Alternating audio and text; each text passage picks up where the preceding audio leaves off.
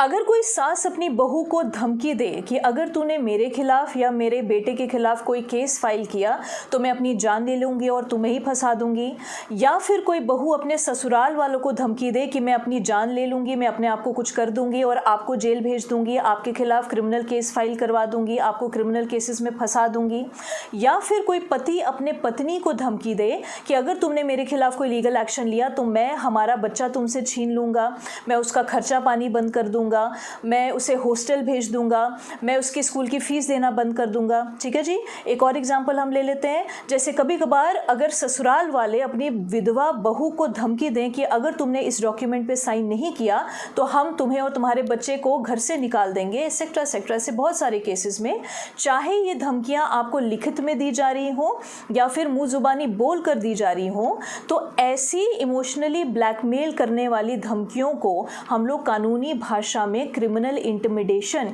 यानी कि आपराधिक भयादोह बोलते हैं। ठीक है जी।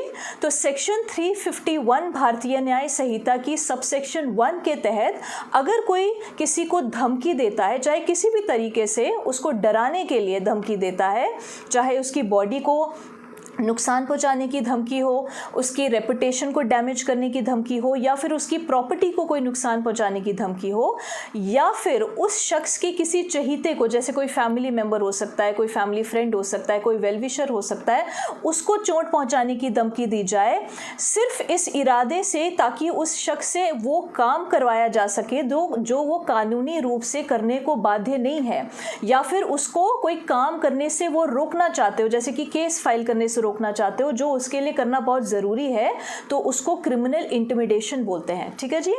तो ऐसा करने वाले को, ऐसे धमकियां देने वाले को 2 साल की जेल हो सकती है, या फिर उनको जुर्माना भी देना पड़ सकता है, या फिर दोनों ही चीज़ें उनको भुगतनी पड़ सकती हैं। ठीक है जी। तो अगर तो आपको कोई इस तरीके की धमकी दे तो आपको क्या करना है, आप अपने नज़दीकी पुलिस स्टेशन जाकर सेक्शन 351 भारतीय न्याय संहिता की सबसेक्शन 1 के तहत कंप्लेंट फाइल कर सकते हैं। पुलिस को रिक्वेस्ट कर सकते हैं कि सेक्शन 351 BNS की जो FIR है वो लॉन्च करें। ठीक है जी।